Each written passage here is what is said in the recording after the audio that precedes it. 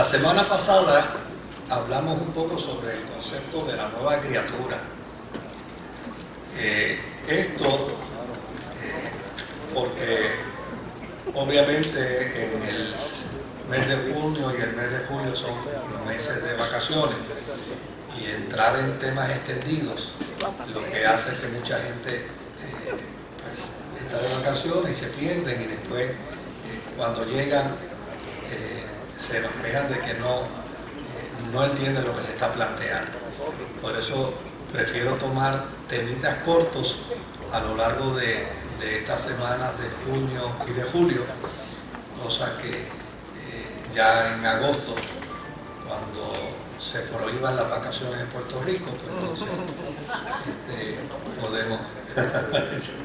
podemos entonces trabajar con temas más extensos. Pero luego de hablar sobre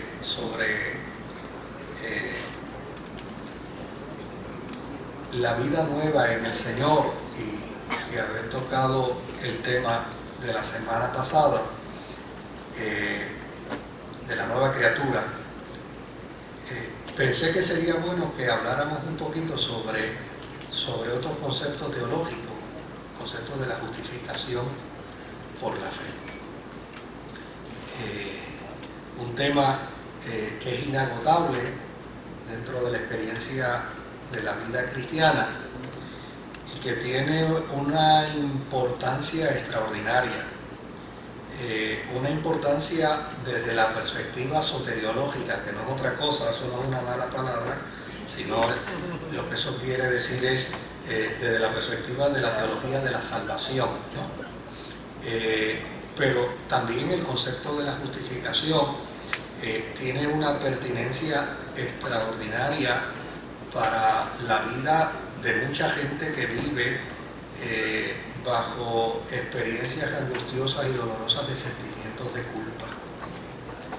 Es increíble la cantidad de cristianos que viven con muchos sentimientos de culpa, que de alguna manera esta memoria, estos recuerdos que tenemos, lo que tal vez Freud denominaba como el superego, ¿verdad? Se convierte en un ente fiscalizador, muchas veces condenatorio, y nos topamos con muchos creyentes que viven una experiencia de vida cristiana donde ellos agonizan, porque el pasado todavía los lastima, todavía los hiere, y desde luego muchas veces no solo los lastima el pasado remoto, a veces los lastima el pasado de ayer, el día de ayer, los lastima, los hiere, los lacera, y uno se topa con cantidad de creyentes que en ocasiones, no meramente por desconocimiento bíblico, sino también porque son personas que emocionalmente están afectadas. Y cuando nos topamos con personas que emocionalmente están afectados, es muy fácil ver cómo en un lenguaje cotidiano, cómo la mente les juega en falso. Y a veces uno se topa con personas que dicen, yo voy a la iglesia pero creo que estoy perdido, yo voy a la iglesia pero creo que no tengo salvación, yo voy a la iglesia pero creo que mis pecados del pasado Dios no me los perdonará jamás, o pienso que yo, ese término que está en boca de mucha gente, pienso que yo blasfemé al Espíritu Santo y ya no tengo salvación. Experiencias que en el día a día muchas veces uno tiene que enfrentarse, no solo por el hecho de que uno es pastor, sino como resultado del trabajo que uno ha realizado desde el punto de vista de la respuesta bíblica. Son muchas las gente que uno se topa con ellos que viven bajo esta angustia, Y desde luego el tema de la justificación, bien conocido, bien entendido, en su justa perspectiva. Porque desde luego una cosa es sentirnos justificados y otra cosa es pensar que como resultado de la justificación soy libre para hacer lo que me venga en gana. Son cosas totalmente distintas y totalmente diferentes. Por eso yo digo, un tema de la justificación que esté en su justa perspectiva, un tema de la justificación que esté balanceado dentro del marco escritural, me parece que es muy saludable. Por eso escogí este tema, que a lo mejor lo concluimos hoy, tal vez no lo concluyamos hoy, pero son temas cortos que nos va a permitir caminar en el mes de junio y en el mes de julio, y luego ya en agosto pues entramos en un tema mucho más extenso. El concepto de la justificación denota principalmente aquella acción en un tribunal mediante la cual un juez apoya el caso de una de las partes que litigan frente a él. Desde luego, este tema responde en la experiencia de la fe, responde al contexto bíblico neotestamentario y antiguo testamentario, sobre todo porque el Nuevo Testamento está directamente vinculado al Antiguo Testamento en todo su contexto histórico y profético. En el pueblo judío, todos los casos que se veían desde el punto de vista legal consistía de un acusador y un acusado. Desde luego no existía el elemento de un fiscal, no había un representante del pueblo, era simplemente que yo tenía unas diferencias, ya sea por terreno, por propiedades o por lo que fuera, y obviamente pues yo acudía al juez, que eran ancianos, que obviamente en el contexto de Israel estaban en las puertas de la ciudad ejecutando los juicios. El primer juez fue Moisés, y luego por consejos de su suegro, entonces él decidió nombrar una serie de jueces para que vieran los casos. Pues yo iba donde el juez y le decía, mira, fulano de tal y yo tenemos estas diferencias, tenemos este problema, y desde luego yo quiero que lo hagas traer hasta aquí porque yo quiero que tú juzgues ese caso. Y desde luego, pues en ese proceso no se necesitaba un fiscal, porque la parte que se sentía afectada era el que hacía la acusación. Y el otro, pues ya y sencillamente lo que hacía era abogar por sí mismo a los fines de demostrar que dicha acusación no era cierta.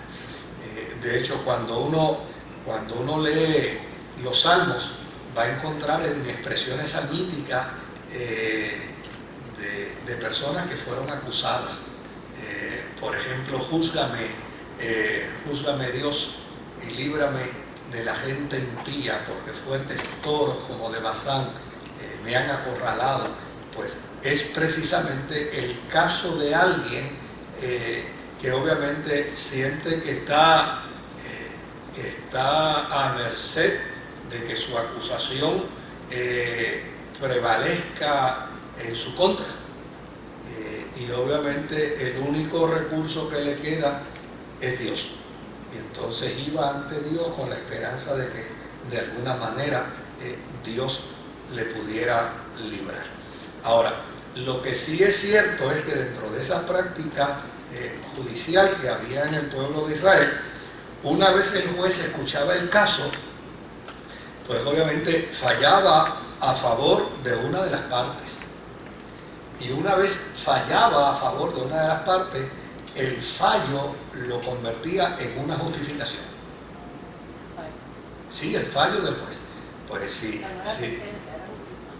sí, lo convertía en una justificación. Era una sentencia, obviamente, pero si el que acusaba, el fallo era a su favor, pues se sentía justificado, o viceversa. Si el acusado era exonerado, pues se sentía justificado.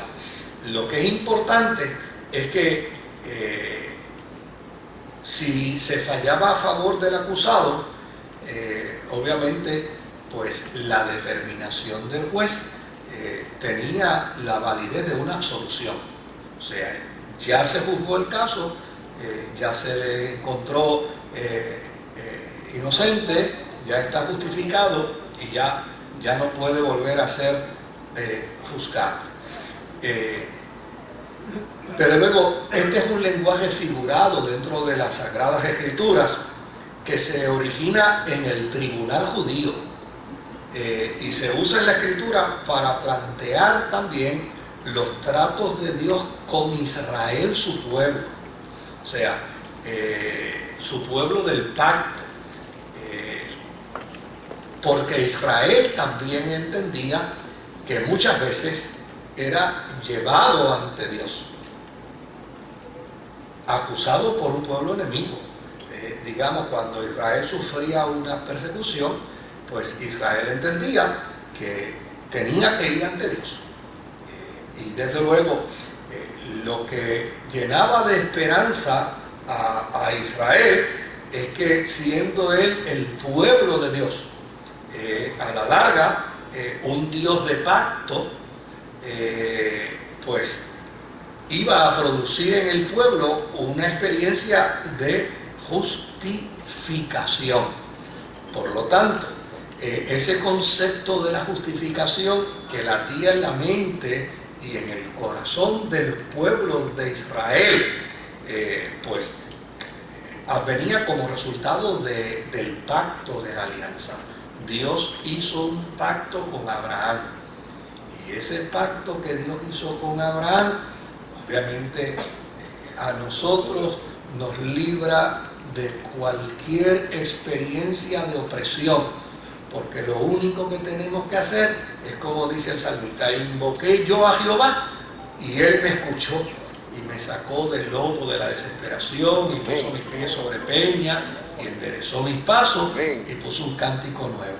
Es decir, que Israel entendía el concepto de la justificación desde el punto de vista legal y lo traslada a una experiencia teológica en términos de su relación con Dios. O sea, así como el pueblo se conduce en el proceso legal, obviamente se conduce en el proceso legal porque así también se entiende el pueblo frente a Dios. O sea, no lo dividían. El elemento de la justificación adviene por el entendimiento que tiene Israel de que él es el pueblo del pacto. Y es interesante, yo a veces escucho a mucha gente hablar de que hay que pactar con Dios. Y a mí el término me asusta muchísimo. A mí me asusta muchísimo porque en Israel, si usted lee bien a conciencia, descubrirá que Israel no pactó con Dios. Dios fue el que pactó con Israel. Y punto. No acabo de entender cómo algunas personas tergiversan el concepto antiguo testamentario y usted los oye por ahí desafiando a la gente para hacer pacto, yo creo que uno puede usar el lenguaje, ¿verdad? De pacto tal vez como un lenguaje de compromiso, tal vez como una determinación de vida cristiana, con un elemento ilustrativo, pero digamos, sentarme con Dios a hacer un pacto. Eso es como si yo invitara al magnate mexicano, ¿verdad? Slim, ¿verdad? Y decirle: mire, siéntese ahí que usted y yo vamos a hacer un negocio.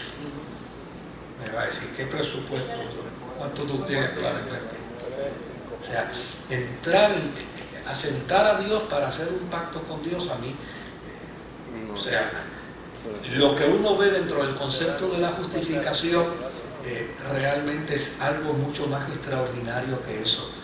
Dios sabía que Israel no cumpliría su pacto. Por esa razón, Dios pactó con Israel. Punto.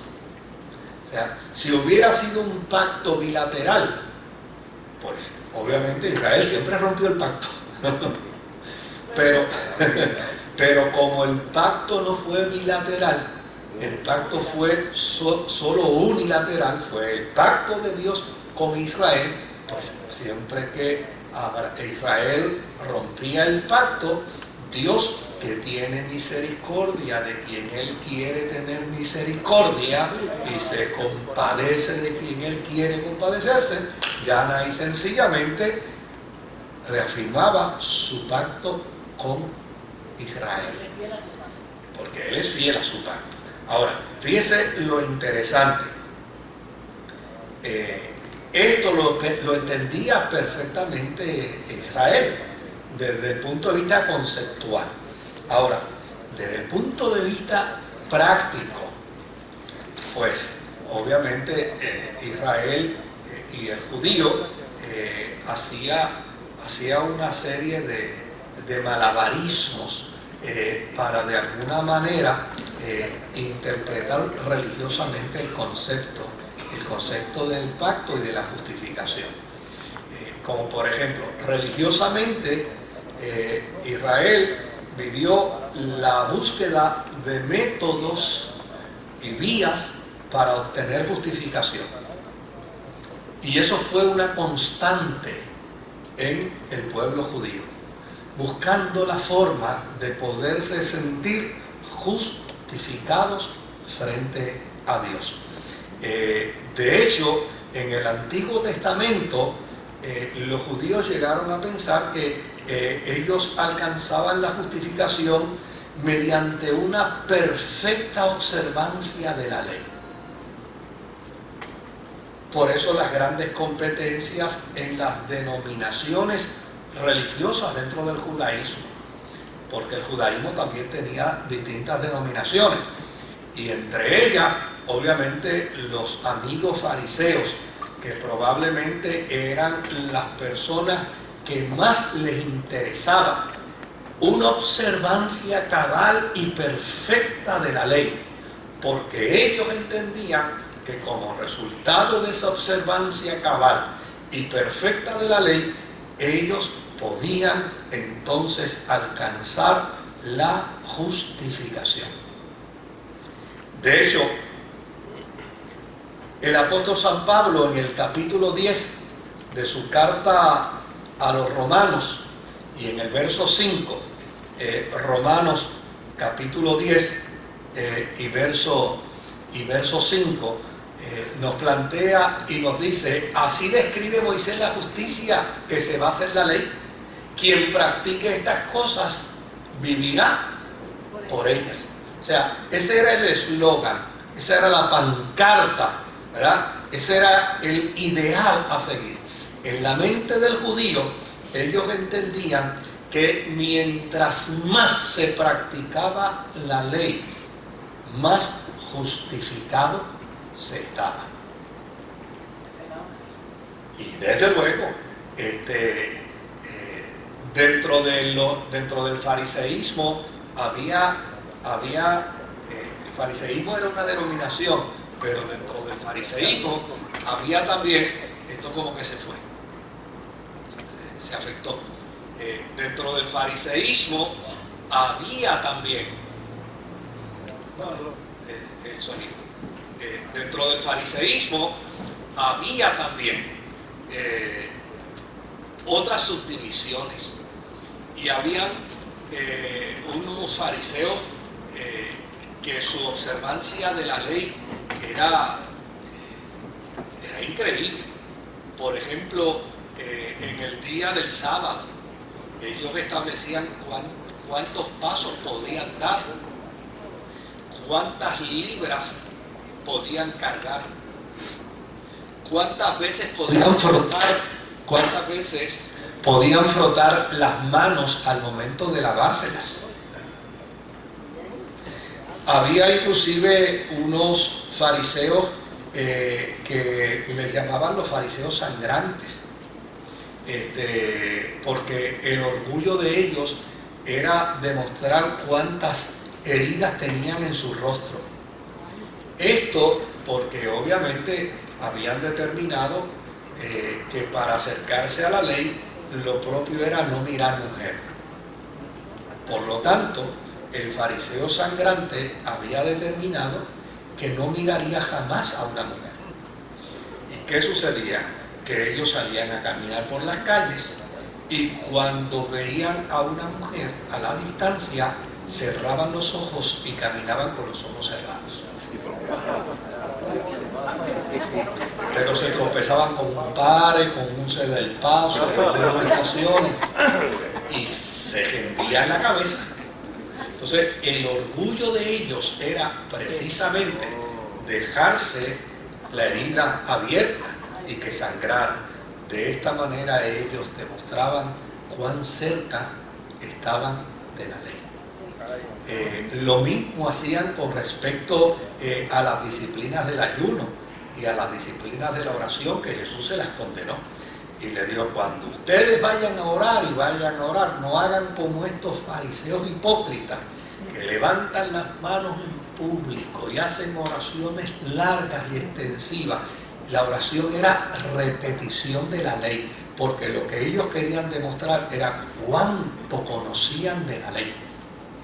Y en la medida que ellos podían demostrar cuánto conocían de la ley, entonces probaban cuán cerca estaban de la ley, y desde luego eso los hacía sentir como personas justificadas. Pero a fin de cuentas, Romanos capítulo 10 y versículo 5 dice con perfecta claridad que quien practique estas cosas vivirá por ellas. Y ellos entendían literalmente eso y decían, esta es la forma, esta es la manera. Pero realmente en el Antiguo Testamento habían unos planteamientos que expresaban la imposibilidad de que el ser humano pudiera hacerse justo por sus propios medios.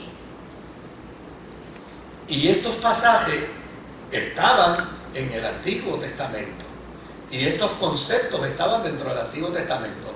Así que, por un lado, los fariseos tal vez podían pensar que mediante la observancia de la ley ellos se justificaban, pero tenían un mal sabor, tenían un conflicto interno, porque sabían corazón adentro que llana y sencillamente la misma ley planteaba lo contrario.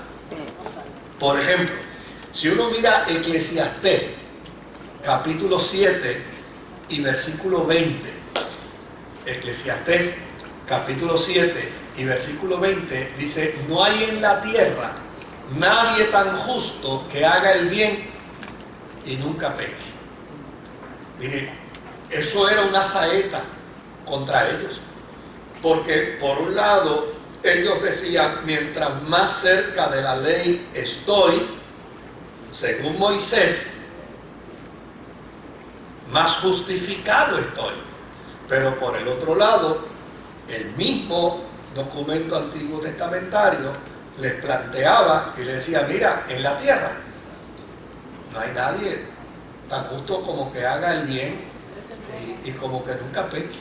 O sea, a la larga el ser humano tiene siempre una fisura, ¿verdad?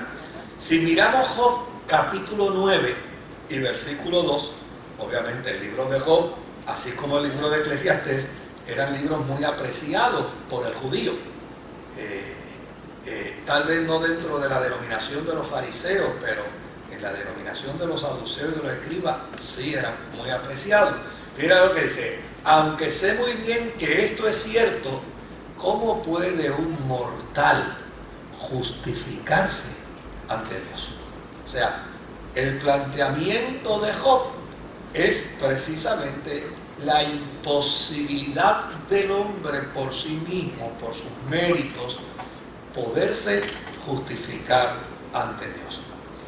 Y Pablo cita dos argumentos antiguos testamentarios que corrían por la mente de los judíos. Uno de ellos está en Romanos capítulo 3 y versículo 10. Romanos capítulo 3 y versículo 10, donde dice: así está escrito, no hay un solo justo, ni siquiera uno. Esto lo sabían perfectamente bien los judíos. O sea, no hay tal cosa como una justificación por los méritos humanos. A pesar de que en el mundo de los fariseos había esa interpretación de que quien más cerca esté de la ley, más se justifica. Pero, desde luego, eso cuando uno lo mira literalmente, entre líneas, uno descubre algo más. Y uno descubre que ellos no están reconociendo que eran totalmente justos, sino que lo que estaban reconociendo era que mientras más se acercaban a la ley, más se podían justificar. Pero esto realmente era un aguijón para ellos, porque realmente ellos nunca podían encontrarse perfectamente justos. Pablo, en el capítulo 2 y en el verso 16 de Gálatas,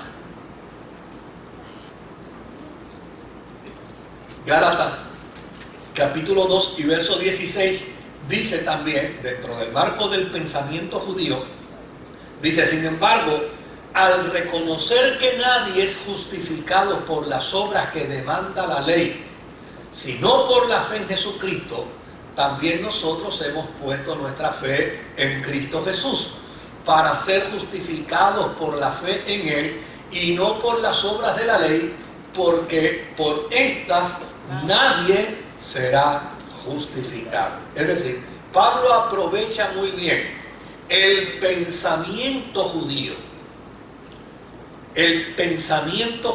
Pablo lo aprovecha muy bien para decir: con toda y la práctica de sus leyes, ustedes reconocían en lo profundo de su interior que nadie, por las obras de la ley, puede autojustificarse. Ahora, fíjese lo interesante de todo esto. Por un lado, estaba la ley para el pueblo de Israel y estaba la consigna de esa ley por parte de Moisés, que decía: quien practique esto vivirá para siempre. Pero a fin de cuentas, en ellos estaba esa conciencia de que realmente llegar, bueno, la mejor evidencia era en la experiencia de los sacrificios. O sea, en la experiencia de los sacrificios, el judío llevaba su animalito para el sacrificio, para obtener el perdón de los pecados. Y una vez terminaba el proceso del sacrificio y recibía del sacerdote precisamente la absolución de sus pecados, inmediatamente tenía que comenzar a pensar en el próximo animalito, porque a partir de ahí los pecados que se le habían perdonado eran los que cometió. Los que de ahí en adelante cometieran iban a estar sin perdonarse hasta que no volviera nuevamente a ejercer la práctica del sacrificio. Por lo tanto, en la psiquis del pueblo judío, o sea, existía el concepto de la justificación, pero realmente ellos sabían que por sus propias obras era imposible. De hecho, la teología que desarrolla el autor de la carta a los hebreos es que, y aún el mismo Pablo, es que la ley vino a ser como un remedio, como un paliativo a la experiencia. Pero una vez llega Cristo, una vez llega la gracia, obviamente ya no necesitan la ley. Obviamente, yo recuerdo en aquellos tiempos de antes que una persona tenía dolor de cabeza y se amarraba un pañuelo, ¿verdad? Yo no sé si le daba más, porque obviamente uno con dolor de cabeza y amarrarse un pañuelo, ¿verdad? Pues le puede provocar más presión. Pero tan pronto se descubrió la cortal, ¿verdad? Ya la gente dejaba de usar los pañuelos porque se daban. Claro, uso el término la cortal porque no le voy a hacer anuncio a ninguno de los que está ahora que existen. ¿Verdad? Pero nadie va a decir, no, pues espérate, si me tomo 2 cortales se me quita el dolor de cabeza, ¿para qué me voy a amarrar el pañuelo? Pues esto es la ley. O sea, la ley era el pañuelo que de alguna manera, bueno, pues tal vez producía algún efecto psicológico en el que se lo ponía. ¿Ah? Sí, producía. Pero una vez empezaron a surgir nuevas alternativas, pues ya sencillamente aquellas empezaron a descartarse. Y yo creo, por lo menos yo me encuentro con mucha gente con dolor de cabeza, pero hoy en día no me encuentro a nadie con un pañuelo en la frente. O sea, eso se acabó, ¿verdad? Pañuelo, bueno, el VIX por lo menos podía ayudar en alguna medida. Ahora, fíjense qué interesante, cuando se descubrieron los documentos del Qur'án y empezaron a estudiarse los documentos del Qur'án, se encontró que los judíos del Qur'án, esta comunidad, que era una comunidad muy apegada a la ley, se encontró un escrito interesantísimo que pudo ser descifrado. Y mira lo que ellos decían dentro de ese documento. En cuanto a mí, mi justificación está con Dios. En sus manos está la perfección de mis caminos y el enderezamiento de mi corazón. Él borrará mis transgresiones por medio de su justificación. Eso es como un argumento profético. Es como si esta gente de la comunidad del Qur'án hubieran tenido una premonición profética extraordinaria. Como si ellos se hubieran anticipado a un testimonio de la gracia. Fíjense que lo que ellos están diciendo es que llana y sencillamente la justificación no opera en ellos como resultado de sus obras, sino que la justificación opera en ellos como resultado de la acción divina. En cuanto a mí, mi justificación está con Dios. En sus manos está la perfección de mis caminos y el enderezamiento de mi corazón. Él borrará mis transgresiones por medio de su justificación. Y yo creo que, desde luego, cuando este documento adviene al conocimiento, uno empieza a mirar que en el pueblo de Israel, y esto no solamente se dio en este contexto, se dio en muchos otros. Por ejemplo, en el pensamiento judío, la muerte era lo más lúgubre, la muerte era lo más nefasto, lo más grisáceo, la muerte era la separación de la comunión con Dios y el entorpecimiento de todas las cosas. Pero sin embargo, dentro de los documentos antiguos testamentarios encontramos a un Job diciendo: yo sé que mi Redentor vive y aún del polvo que Él me levantará. Y encontramos a un Daniel diciendo que los muertos resucitarán y que volverán a la vida. O sea, cuando uno mira esto, uno descubre que aún cuando había una rigidez dentro del marco antiguo testamentario judío con respecto a una ley de obras, uno no puede negar que habían unos atisbos, unos destellos de pensamientos teológicos que anunciaban la gracia, que anunciaban la justificación y que ponían sobre la mesa del lector de la ley un mensaje diáfano que decía: lo mejor está por venir. Hay unas cosas que vendrán más adelante que son mejor que las que nosotros estamos practicando. Y eso, obviamente, cuando yo encontré esa nota del Qur'án, a mí me sobrecogió de emoción el saber que aún en el pueblo de Israel, en la práctica cúltica judía, había gente que estaba meridianamente clara en términos de que la ley no era el remedio para la justificación. Y tenían su esperanza puesta en Dios. Ahora,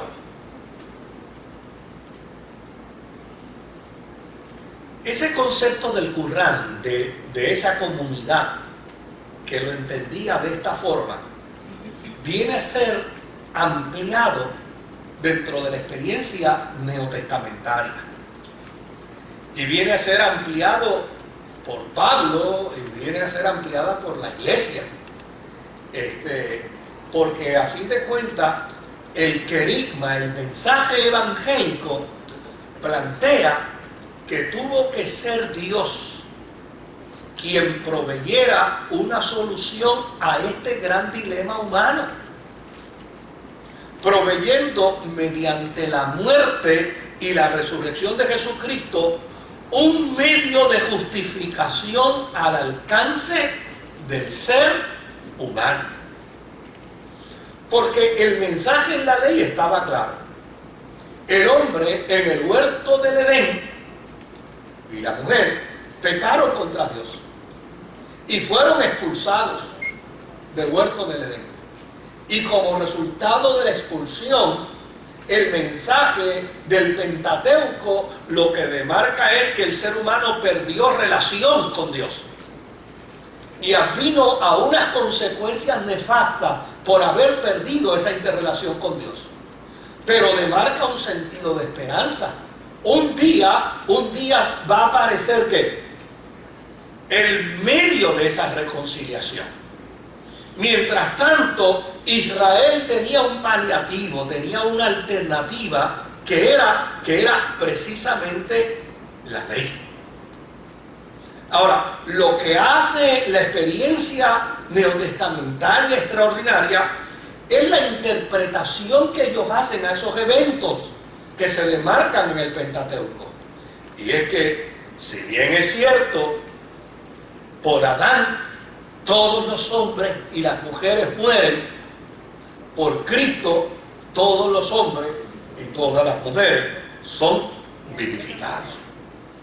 Es decir, Jesucristo se convierte en el querigma evangélico, en la alternativa que lleva sobre su cuerpo el precio del pecado, para que de esta manera el hombre pueda encontrar y la mujer pueda encontrar reconciliación con Dios.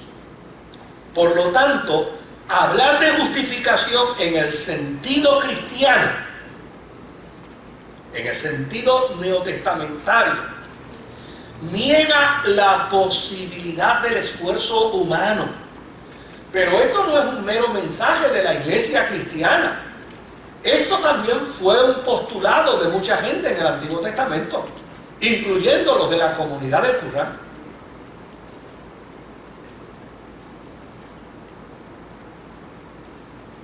No hay posibilidad de esfuerzo humano para ampararnos en la experiencia de la justificación Porque a fin de cuentas, en el mensaje cristiano, la justificación fue otorgada e imputada por Dios al hombre a través de Jesucristo.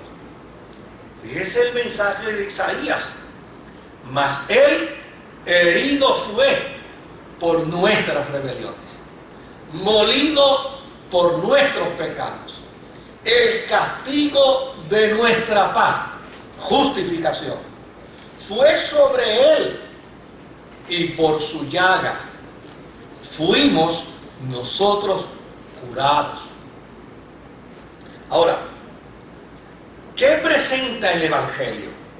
El Evangelio presenta a un Cristo perfecto y justo, el Verbo encarnado de Dios, como la ofrenda perfecta expiatoria.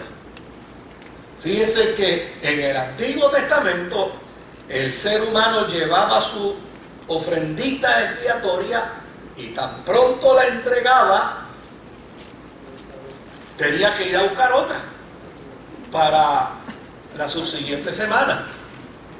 Pero ahora el mensaje del Evangelio, y por eso es tan importante en el siglo XXI afirmar esto, el mensaje del Evangelio lo que nos presenta es que Cristo, como el Cordero Pascual, perfecto, el Verbo de Dios encarnado, da su vida en expiación por los pecados de la humanidad, y su sacrificio satisface la justicia divina.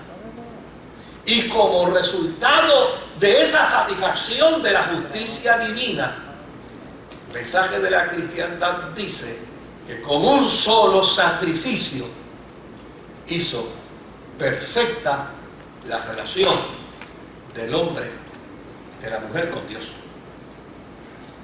Y yo creo que ese mensaje, los cristianos hoy necesitamos tenerlo vivo. Ese mensaje nosotros necesitamos afirmarlo día tras día. Porque muchas veces, como dije al principio, nos topamos con cantidad de cristianos que viven dentro de un marco de sentimientos de culpa. Y son personas justificadas, pero la gran desgracia que viven es que, siendo justificados, viven como condenados. Que siendo perdonados, viven como culpables. Que siendo exonerados, viven como castigados.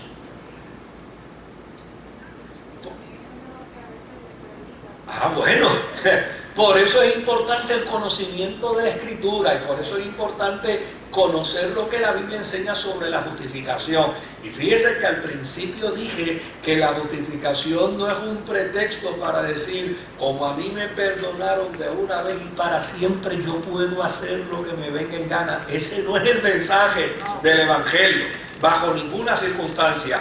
Pero nosotros necesitamos manejar el centro, la centralidad del mensaje, porque a veces nos vamos por el extremo. Unos se van por el extremo de que, a pesar de que eres justificado, siempre tienes que vivir purgando tus pecados, y otros viven por el otro extremo. Como ya fuiste justificado, puedes hacer lo que te da la gana, y muchacho, esa deuda ya se te pagó. Sí. Necesitamos como cristianos. Fíjense que yo no estoy hablando aquí ni de Calvino, ni estoy hablando aquí de Arminio, yo lo que estoy invitando es precisamente a que hagamos una reflexión teológica de un balance, porque la centralidad del Evangelio está en la cruz del centro. Ese es un librito que yo empecé a escribir hace unos años, no lo he terminado. Algún día se los vendo, porque no se los voy a regalar.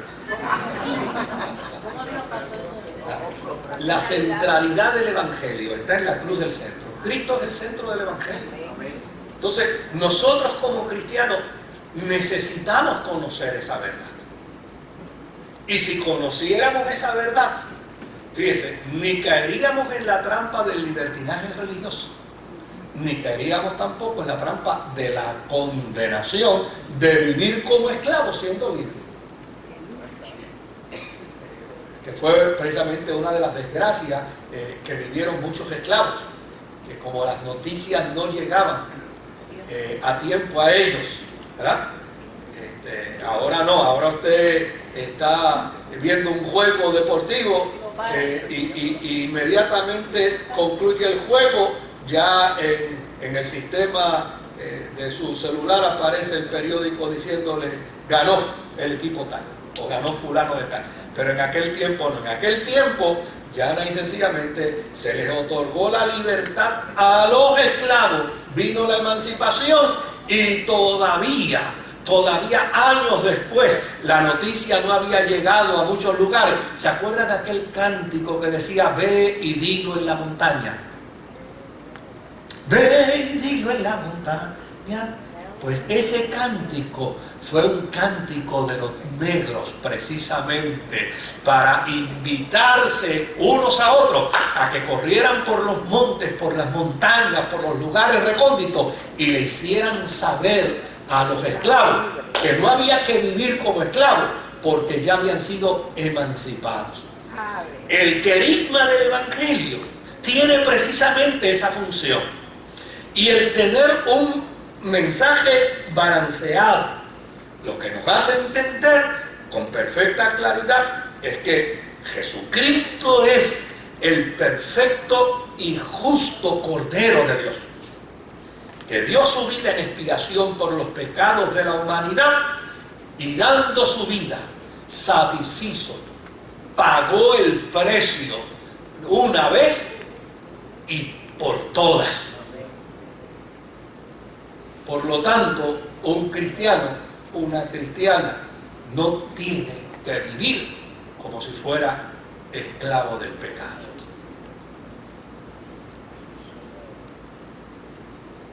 Yo sé que se pueden quedar algunas dudas, y yo dije que si terminamos hoy, si no seguimos el martes que viene. Ahora, yo quisiera que veamos algunos pasajes bíblicos neotestamentarios para que veamos lo que en el Nuevo Testamento se plantea con respecto a la justificación. Fíjense que ya hemos hablado, en resumen, ¿verdad? Una sinopsis de lo que se pensaba en el Antiguo Testamento y cómo estaba diversificado el pensamiento. Pero en la iglesia primitiva, en la iglesia del primer siglo, el pensamiento estaba claro. Tal vez después se empezó a distorsionar, pero en el primer siglo el pensamiento estaba meridianamente claro. Si vamos a Romanos capítulo 3, verso 20 al verso 28. Mire cómo dice. Y si hay que detenernos a mirar el texto, nos detenemos sin problema. Dice, por tanto, nadie será justificado en presencia de Dios por hacer las obras que exige la ley. Eso es ley, lo que está ahí. Nadie será justificado en presencia de Dios por hacer las obras que exige la ley. Más bien, mediante la ley cobramos conciencia del pecado.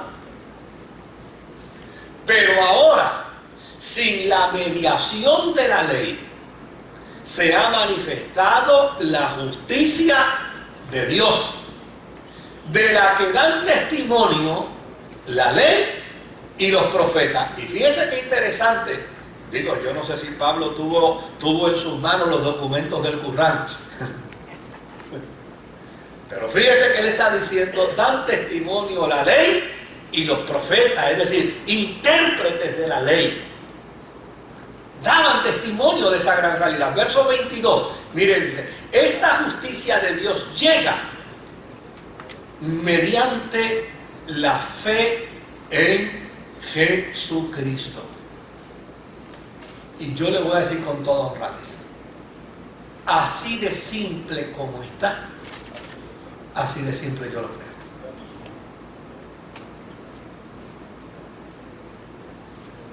Hay gente que dice, no, porque fíjate que ahora se anda diciendo por ahí que solo si él confiesa que Jesucristo es tu Salvador será salvo. Pues quítalo de la Biblia, eso es lo que dice la Biblia.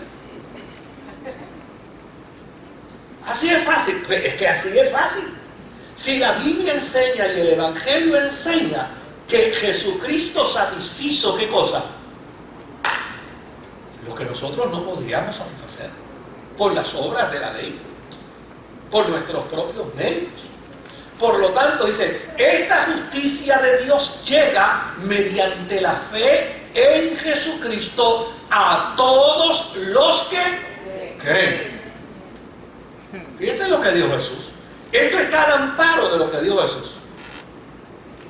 El que cree en mí, como dice la Escritura, no vendrá jamás ¿a qué?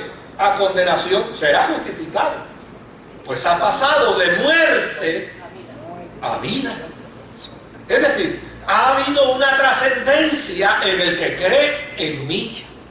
Eso no tiene que ver con una denominación.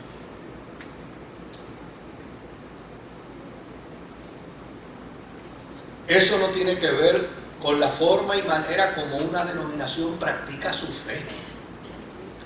Si la practica, si para el Señor come o no come, para el Señor lo hace. Eso no tiene que ver. O sea, nadie es más cristiano por las prácticas religiosas denominacionales que pueda realizar. Aquí la clave es perfectamente clara. A todos los que creen. Mira lo que dice Pablo. De hecho, no hay distinción, pues todos han pecado y están privados de la gloria de Dios.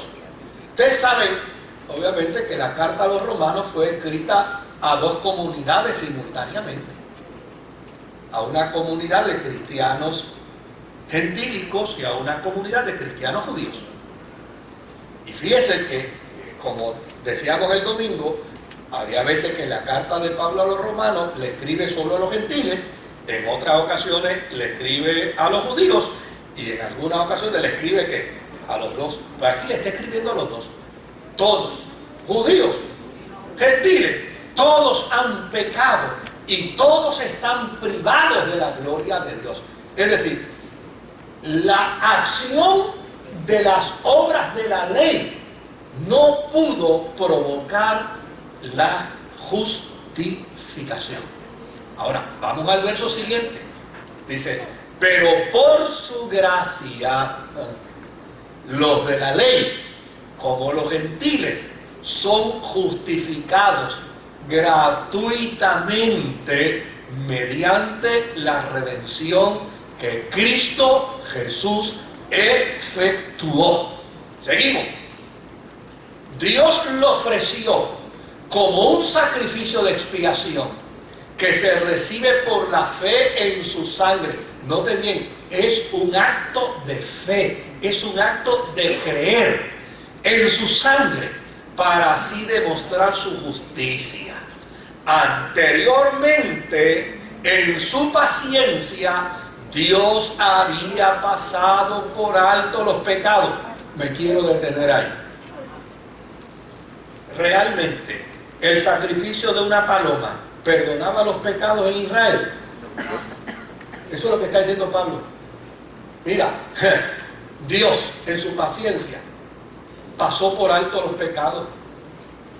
Los pecados que se procuraban conseguir redención de ellos a través de una palomita, a través de un corderito, a través de una vaquita, a través de un...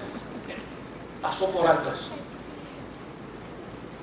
Porque solo hay redención, expiación de pecado en la sangre de Jesucristo.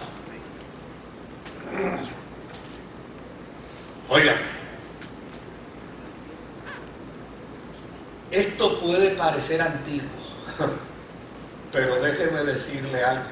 Si la iglesia no retoma estas posturas antiguas y sigue diluyéndose en las tonterías que hoy está diluida,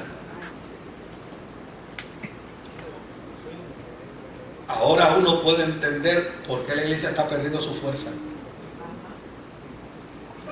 Ahora uno puede entender por qué hay tantos cristianos por ahí con una experiencia, óigame, infantil de fe.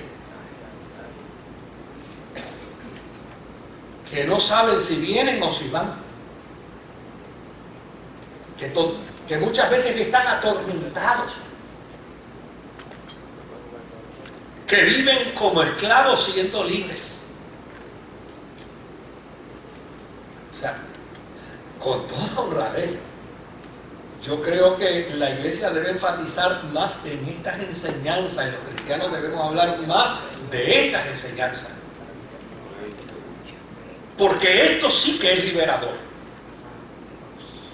Y a mí me encantan las experiencias emotivas y las experiencias emocionales, yo no tengo problemas con ellas, pero una experiencia de brincos y de saltos solo mantiene mi entusiasmo hasta que se acaba el culto. Pero cuando yo me monto en el carro, conmigo no se van los cantantes, ni se van los músicos, ni se va la euforia, ni se va el entusiasmo, me voy yo con mi realidad. La palabra de Dios permanece para siempre. Cuando yo tengo el conocimiento de la Escritura, oye, esa me acompaña en el culto, yo brinco, salto, lloro, río en el culto, pero cuando se acaba el culto, como la Escritura es la que me acompaña, se puede acabar la experiencia emotiva, pero la verdad de la Escritura me sigue acompañando. Y eso es lo que es fundamental para la fe. Y probablemente usted vaya a escuchar sermones de domingo hablando sobre estas cosas. Porque lo que a mí me preocupa no es la urgencia de enseñarlo, es que si la gente lo aprende se libera. Porque la Biblia dice, y conoceréis la verdad, y la verdad os hará libre. Mire, un creyente que no entiende el concepto de la justificación, probablemente hoy se sienta a llorar sus penas. Y vive encarcelado en la libertad. Y vive en la esclavitud, en la emancipación de la sangre de Cristo. O lo quieren. O desde arriba, desde el altar, desde el púlpito, desde el programa radial, desde el programa televisivo, lo quieren meter, óigame. Hay una gente, yo había suspendido la expresión porque la sentía muy peyorativa, pero lamentablemente no encuentro otra. Hay una gente que son terroristas del púlpito, que lo que hacen es meter miedo, y meter miedo, y meter miedo. Óigame, y nunca uno alcanza un proceso de justificación a base de los criterios de ellos. Esos son los que le dicen a uno, eres santo, pero te falta más santidad. Dicen, pero ¿hasta cuándo? Eres espiritual, pero te falta más espiritualidad. Dicen, venga acá, ¿hasta dónde llego? No hay manera de satisfacer a estos individuos. Ahora, mira, vamos a continuar. Dice, pero en el tiempo presente ha ofrecido a Jesucristo para manifestar su justicia. De este modo, Dios es justo y a la vez el que justifica a los que tienen fe en Jesús. ¿Entendió eso? De este modo, Dios es justo y a la vez justifica a los que tienen fe en Jesús. Verso 27 dice, ¿dónde pues está la jactancia? Queda excluida, dice Pablo. Queda excluida. ¿Por cuál principio? Claro. ¿Por qué queda excluida la jactancia? Porque, óyeme, si yo soy salvo, tú eres igualmente salva. Si yo soy justificado, tú eres igualmente justificada, pero no así en la ley, porque en la ley, óyeme, ven acá, ¿tú fuiste al culto sacrificial? Sí fui. ¿Y qué diste por los pecados tuyos? Pues yo di una palomita. Ah, tú estás fastidiado, yo di un cordero. Eso está más alto.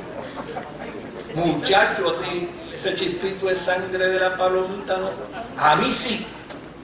Y allá viene el otro y dice, un cordero, ya, yo llevo una vaca. Ahora tú no puedes decir eso, porque el que pagó el precio por ti, pagó por mí también.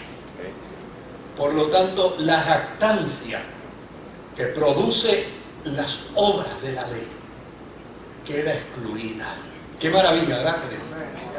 Qué bendición, qué experiencia de tanta paz. O sea, aquí no hay nadie que se las venga a echar. Por eso yo escucho gente que se las echa en el mundo de la espiritualidad y digo, perdónalo, Señor, porque no sabe lo que dice.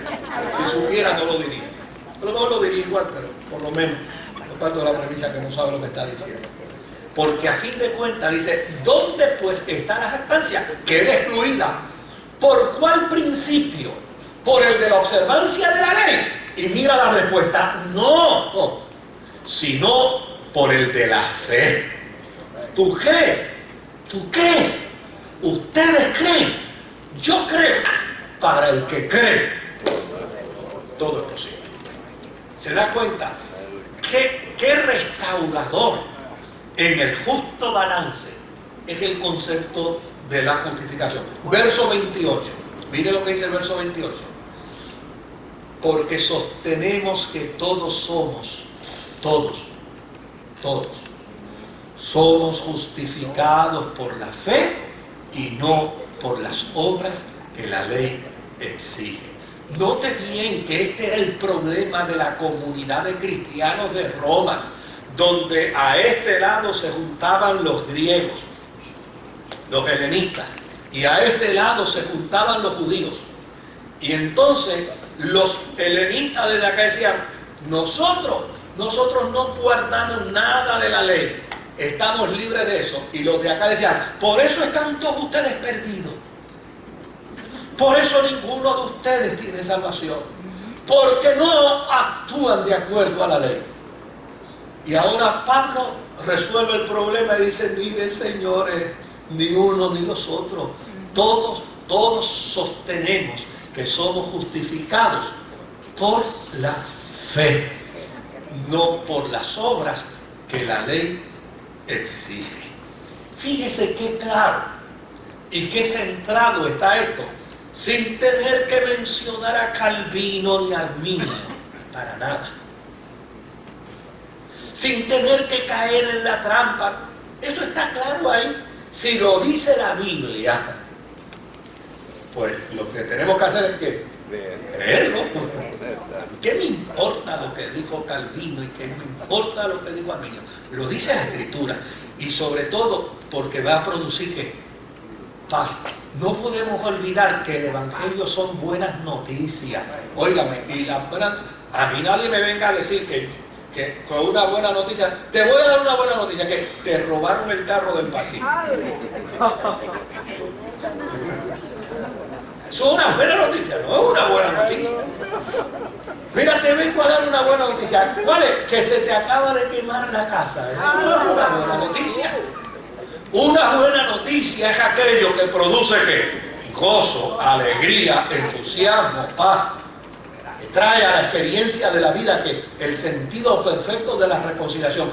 Esto es una buena noticia. El Evangelio es buena noticia. Buena noticia que dice, mira, aquí todo el que ha confesado a Jesucristo como Señor y Salvador, y todo el que ha creído en Él, como dice la Escritura.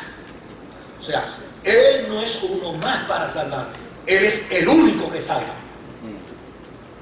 Eso es como dice la Escritura. La Biblia no dice que Él salva y otros más pueden salvar. Como dice la Escritura, ¿es qué cosa? Que Él es el único. Mire, a mí me encantaba una expresión que usaban los predicadores de antes. Cuando ellos invitaban a la gente a convertirse, ¿saben cuál era la expresión? Le ponían las manos a la gente en la cabeza y decían, Señor, esta vida te acepta como único y suficiente Salvador. Oiga, y eso sí era teología. Eso sí era teología, porque lo que estaba diciendo, contrario a lo que se hace hoy en muchas iglesias, que no se invita a nadie a convertirse. ¿Usted ha observado los programas televisivos? No hay invitación a la gente a tener un encuentro con Cristo. No hay invitación para que la gente se arrepienta de sus pecados. No hay un planteamiento que requiera y que establezca que a través de la sangre de Jesucristo se alcanza la redención de los pecados. No, simplemente es únete al club. Sigue viniendo todos los días. Da tu aportación económica y eres parte del club. Y se pierde, ¿qué cosa? Se pierde la verdad central de las Escrituras. La verdad fundamental de las Escrituras. Mire, vamos a darle un paseíto por 2 de Corintios, capítulo 5 y verso 21. Esto no lo acabo, pero no importa, aquí podemos seguir. Mira cómo se alcanza la justificación. Al que no cometió pecado alguno, por nosotros, Dios lo trató como pecador.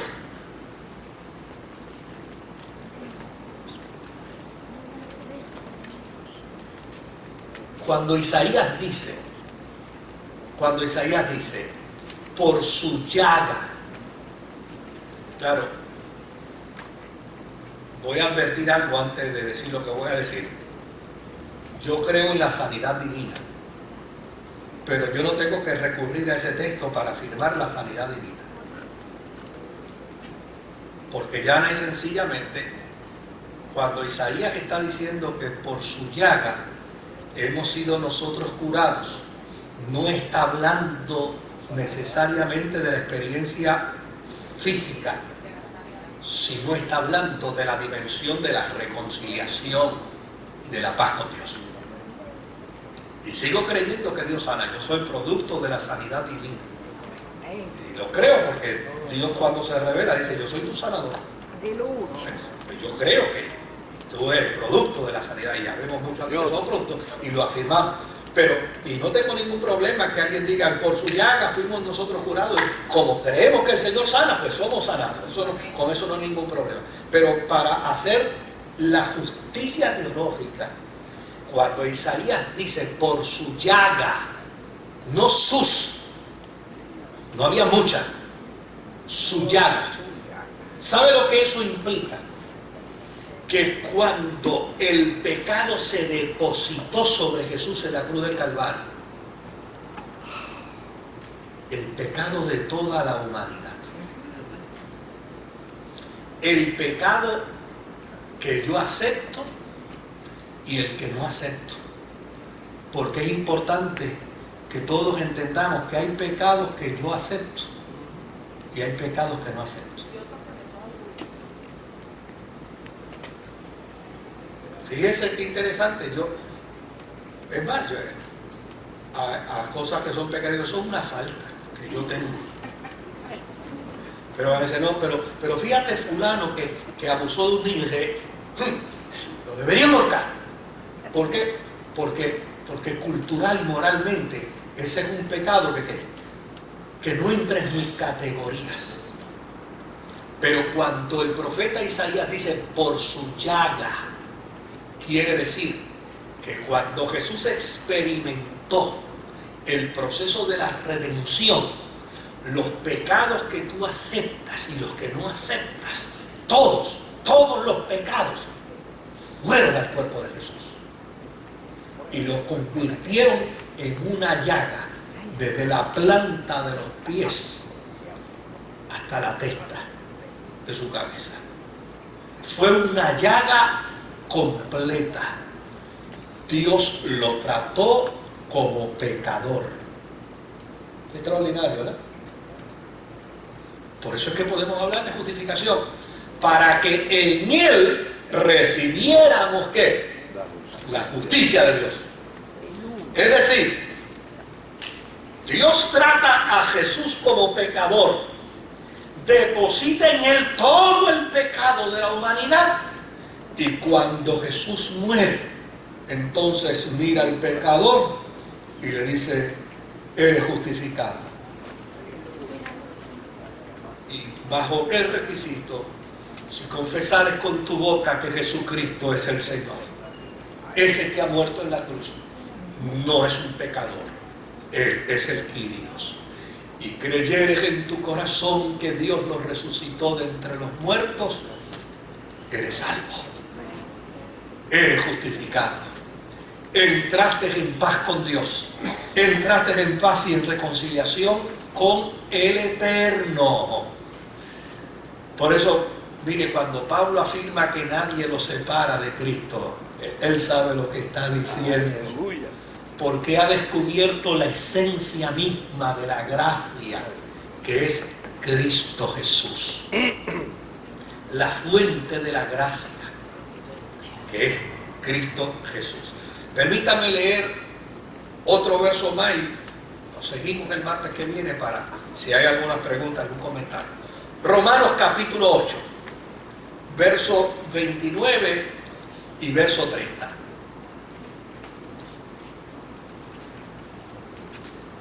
Porque a los que Dios conoció de antemano, también los predestinó a ser transformados según la imagen de su Hijo, para que Él sea el primogénito entre muchos hermanos. A los que predestinó, también los llamó. A los que llamó, también los justificó. Y a los que justificó, también los glorificó. Y como mi tesis ha sido hoy, que yo no voy a abogar por extremos teológicos, tal vez alguien dirá, ¿y ahora cómo sale de esta? Mire, en la omnisciencia de Dios, ¿quién puede dudar que Dios sabe quién va a ser salvo y quién no va a ser salvo? O lo sabe todo o no sabe. En la omnisciencia de Dios, ¿quién puede dudar? Fíjense que Pablo está ante un escenario donde hay un pueblo, los judíos, que han creído fervientemente, ¿qué cosa? Que fueron predestinados por Dios a través de un pacto. Están aquí. Ahora hay una gentilidad a la que Pablo está defendiendo y le está diciendo, esa gentilidad ha venido a ser parte de ¿quién? De Israel de Dios. Es decir, no están acá, están ahora acá juntos con ustedes. Eso de que estén unos acá y otros allá, no. Ahora los de este lado están acá también. Ahora, ustedes son el Israel de Dios y la gentilidad es el Israel de ¿quién? De Dios. Por lo tanto, por el pacto eterno, de en ti serán benditas ¿qué? Todas las naciones. Óyeme, no se puede negar que la omnisciencia de Dios, unos como los otros, hayan sido ¿qué? Predestinados. Eso no se puede negar. Plantea esto necesariamente que es que Dios anda por ahí mirando a la gente caminando por las calles diciendo, a ti te salvo y a ti no. No. Porque si esto hubiera sido así, entonces no hubiera habido la necesidad de que por cuanto por un hombre entró el pecado, por uno entró ¿qué? La gracia. No hubiera habido necesidad de eso. No hubiera necesidad de que Juan dijera, porque de tal manera amó Dios a quién? Al mundo. No hubiera necesidad de que Jesús le dijera a sus discípulos, ahora id y hacer discípulos en todas las naciones. Era simplemente decirle, no se preocupen, ustedes prediquen que Dios desde el cielo dictamina. Dice, tú echas para acá, tú aléjate de mí. O sea, cuando yo lo veo dentro del contexto en el que Pablo está escribiendo a dos comunidades bajo la tesis de él, que es bien clara, de dos pueblos ha hecho ¿qué? rompiendo la pared que intermedia. Cuando yo lo veo de ese contexto, dentro de ese contexto, lo que Pablo está diciendo, predestinados todos. De hecho, hay un teólogo llamado Karl Barth, no sé si alguno de ustedes han leído sobre él, y a Karl Barth le preguntaron una vez, ¿tú crees en la predestinación? Y dijo, creo en la predestinación más completa que existe en la Biblia. Le preguntaron cuál. Así como en Adán todos mueren, en Cristo todos son vivificados. Miren qué clase de batazo dio. O sea, y vuelvo de nuevo, o sea, yo no tengo problemas en lo absoluto con Arminio, ni tengo problemas en lo absoluto con Calvino. Es más, yo creo que si Arminio y Calvino tuvieran la oportunidad de dialogar hoy, se pondrían más de acuerdo que mucha gente hoy. Y estarían de acuerdo en muchos de esos planteamientos, porque ya necesariamente ellos nunca interactuaron. Calvino y Arminio no interactuaron. Simplemente Calvino desarrolló una escuela, una universidad teológica, de ahí los estudiantes desarrollaron todo el pensamiento teológico de él, e inclusive Arminio fue parte de esa escuela. Lo que sucedió fue que cuando él llegó a Holanda, a su tierra, había un problema con un evangelista que ni siquiera era obispo ni era pastor, era un evangelista que estaba predicando un mensaje que obviamente no correspondía al planteamiento teológico de la Universidad de Calvino. Y cuando Arminio llega como graduado, la primera asignación que le dan es refutar a ese evangelista.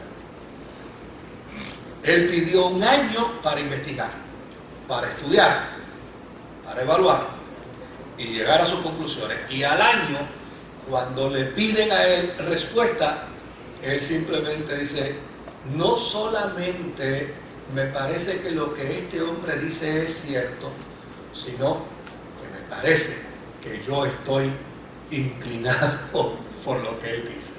O sea, ¿se da cuenta?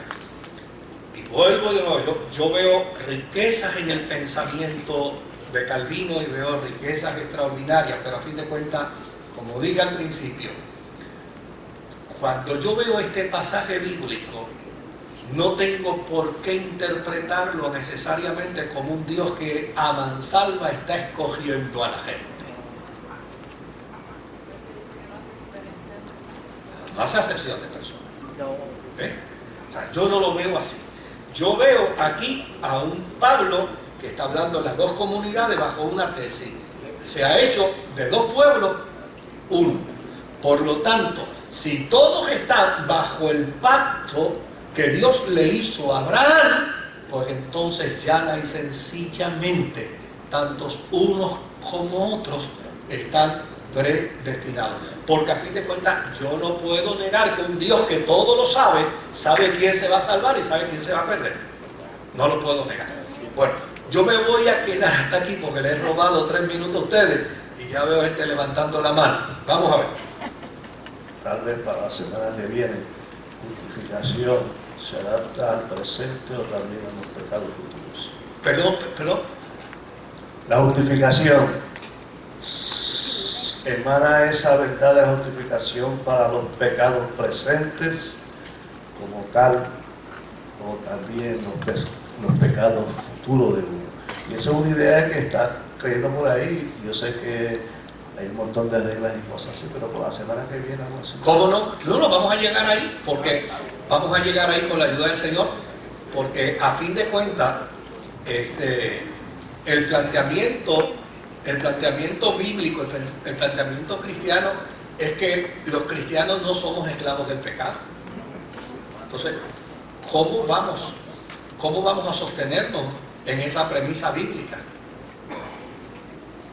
Practicamos pecado, porque dice que quien diga que no ha pecado es mentiroso. Quien diga que no comete pecado. Ahora, una cosa es cometer pecado, y otra cosa es ser esclavo del pecado.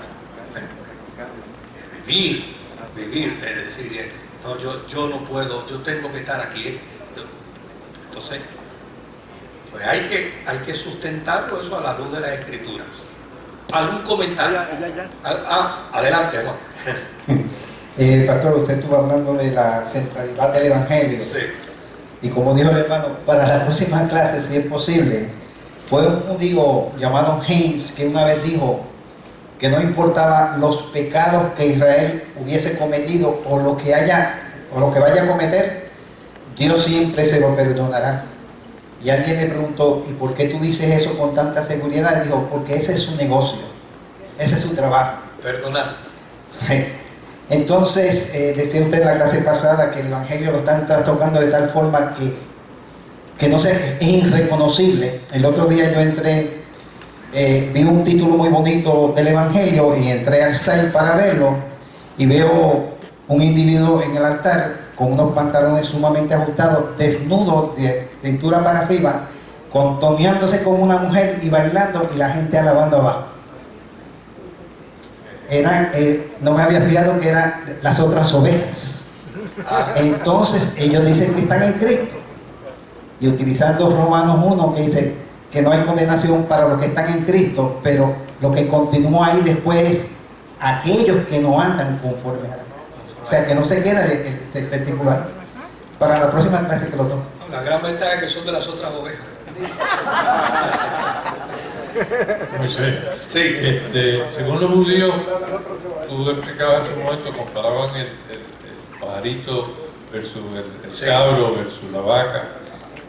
Lógicamente la fe no es algo material y palpable, pero tendemos entre las iglesias tal vez, o entre nosotros mismos, comparar la fe, los niveles de fe.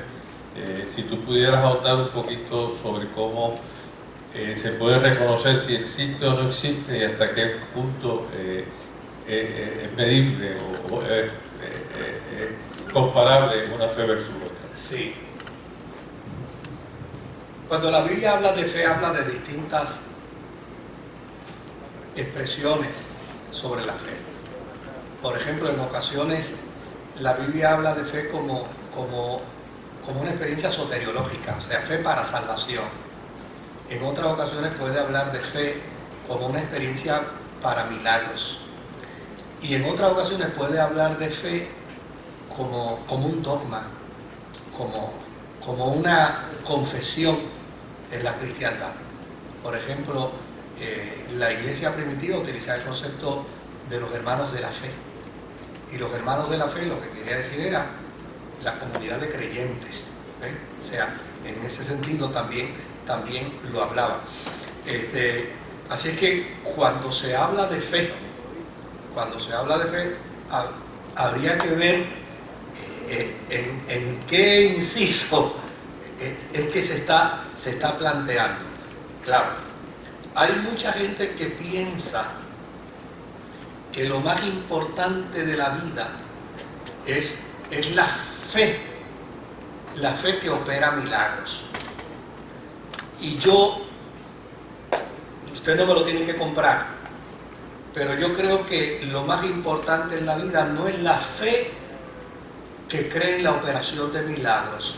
Para mí lo más importante en la vida es la fe que opera salvación. La fe que cree que Jesucristo es el Hijo de Dios, que Dios lo resucitó de entre los muertos.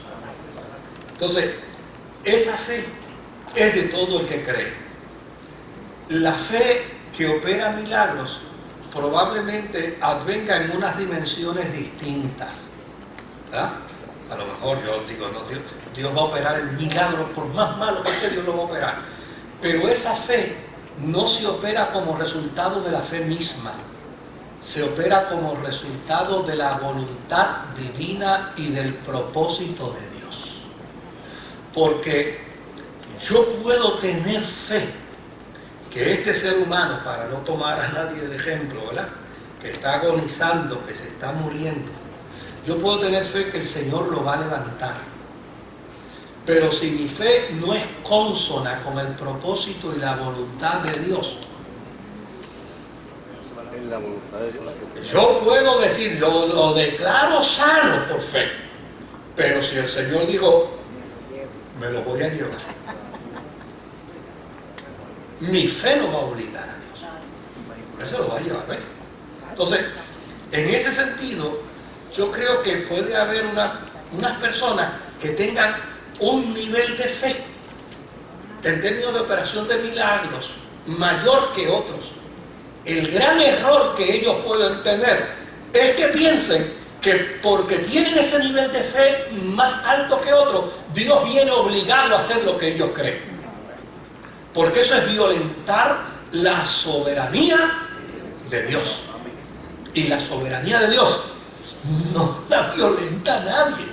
Dios es Dios por sobre todas las cosas. Mire, hoy mismo un pastor querido, un amigo querido, alguien que estimaba mucho y que quiero aprovechar ahora al final para orar por su familia, estaba en el techo de su casa, perdió el balance, cayó. Cientos de personas empezamos a orar.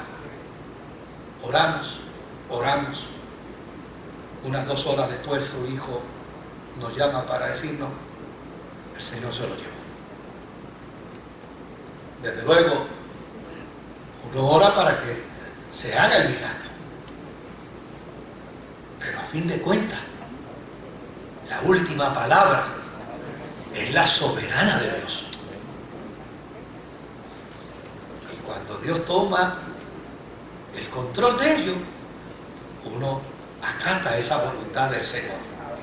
Lo que me preocupa es que muchas veces pensemos y intentamos que porque yo tengo una convicción del poder de Dios, crea que puedo obligar a Dios a hacer cosas. Es como algunas veces yo escucho gente, y vuelvo y digo, esta es mi forma de creer, yo no ando forzando a nadie a eso. Dicen, la oración es poderosa. Y yo tengo serios problemas con esa expresión. Yo creo que el poderoso es Dios, al que yo le oro. Yo creo que el poderoso es Él. Mi oración no es otra cosa que un vehículo de comunicación que se tiene que circunscribir a la voluntad de ¿quién? De Dios. No se haga en mí lo que yo quiero, dijo Jesús, sino que tu voluntad. Ahora, que yo puedo orar, como oró la iglesia primitiva, para que Pedro y Juan salieran de la cárcel, y la evidencia es que se pusieron de acuerdo, oraron, se abrió la puerta de la cárcel, pero cuando ellos llegaron a la casa donde estaban orando, dijeron, ahí hay un fantasma. No creyeron. ¿Por qué? Bueno, porque a fin de cuentas, la decisión última la tiene ¿quién? La tiene Dios. No sé si he contestado, Felipe. Bien. 2 y me voy. Ok, precisamente de todo lo que se ha hablado aquí esta noche, anoche entró una llamada al programa donde había una persona, no sé si dio tiempo para que la pregunta le fuese contestada. Este hermano tenía la duda de que él dice que él está convertido al Señor, pero que diariamente, sin él querer, él peca. Él dice, ya sea con el pensamiento, ya sea con una acción. ¿Quién entonces va a ser salvo? Preguntaba él, para cuando el Señor venga a levantar su iglesia. Entonces, ¿quiénes iban a levantar si todos los días, por más que querramos, vamos a pecar, ya sea por una cosa o por otra? Y él tenía esa confusión, esa preocupación, que él se sentía que a pesar de ser convertido, él se sentía que él estaba mal. Y precisamente estamos hablando de la justificación esta noche. Pues esto es precisamente lo que dije en mi introducción. El desconocimiento de la justificación de la Escritura lleva a mucha gente precisamente a vivir dentro de esos síndromes, dentro de esas crisis espirituales. Claro, una persona me puede venir a decir a mí, mira chico, yo sigo al Señor, pero cada rato cada rato me doy una escocotá y caigo en el alcoholismo. ¿Qué necesito? Disciplina. Es disciplina. Y esa disciplina tal vez va a requerir la ayuda. Y entonces hay que buscar la ayuda. ¿Quiénes te pueden ayudar? ¿Cómo te podemos ayudar? ¿Qué cosas te podemos hacer? Mire, yo recuerdo, yo pastoreé una iglesia, ¿no? ¿Verdad? Donde había un hombre que conocía las escrituras, un hombre bueno, noble, pero uno lo mandaba a orar, decía que no. Uno le decía, dame una ayudita aquí que voy a subir esto. Decía, pastor, yo lo ayudo hasta aquí, pero yo no subo al altar. Y eso es una cosa que uno decía, Dios mío. Hasta que un día le dije, chico, pero sincérate conmigo, dime cuál es el problema. Me dice, pastor, yo me fumo 4 cajetillas diarias de cigarrillo. Y yo amo al Señor, creo en la Escritura, pero yo no puedo bregar con esto, no lo puedo manejar. Y mire qué cosa sencilla. Le dije, si me permites ayudarte, ¿tú crees que podemos lograr algo? Dice, sí. A lo mejor alguien se puede escandalizar con lo que yo le dije. Le dije, ¿tú crees que a partir de mañana tú puedes empezar a fumarte 4 menos un cigarrillo? 4 menos un cigarrillo, sí, 4. Te fumas las 4 cajetillas menos un cigarrillo. Y al otro día te vas a fumar las mismas 4 cajetillas menos 2. Y el otro día las mismas 4 cajetillas menos 3. Va a llegar el momento que se te acaba una. Entonces te vas a fumar 3 menos 1. Me dice, pastor, pero así de fácil. Le digo, sí, así de sencillo. Yo no te voy a llevar. Probablemente el gran problema que tú has tenido es que has decidido de golpe y porrazo y no has podido. Pues entonces es disciplina. No decidamos así. Óigame, todos los días me llamaba. Me decía, pastor, menos 1. Menos 1. Menos 1. Pastor, 3 cajetillas, menos 1. Menos 1.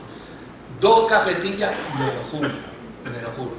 Una cajetilla, menos 1. Menos 1. Hasta el día que me llamó y me dijo, pastor, hoy ninguno.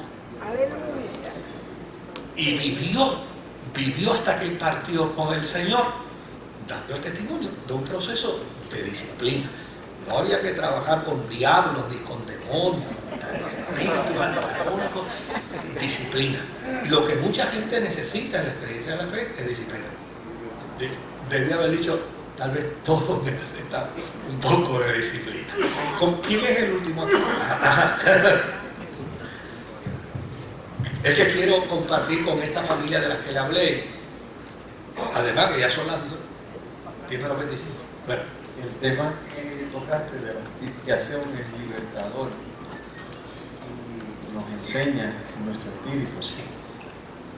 Pero también necesitamos esa misma enseñanza, ya que usted tiene todos los medios por la radio y la televisión, a los hermanos de nosotros que están esclavos a todas estas cosas en las supersticiones y el espiritismo cristiano que hay en nuestro país y en los Estados Unidos y en diferentes sitios. Sería bueno llevar esas prédicas para liberarlo. Entonces podemos cantar Upon the Mountain, como usted dice, que ellos sientan esa liberación. Yo le digo, hoy estaba conversando precisamente con mi esposa, decía, yo no tengo complejo de megalómano, o sea, yo, ¿verdad? No tengo eso. Yo creo que a lo mejor hay unas 200 y pico personas que nos están viendo por internet, pero no creo que me vea el mundo. Lo que yo pienso es en la técnica de Jesús. Jesús, ¿verdad?, discipuló a uno y le pidió a ese que diera por gracia lo que por gracia había recibido. Si todos comenzamos a compartir lo que la Biblia enseña sobre esto, mire, créame, es una pena, pero ya de esto casi ni se habla. En las iglesias muy pocas veces se hablan estos temas. Y por eso encontramos tanta gente aturdida, gente a la que yo llamo, que están en libertad, pero viven como prisioneros.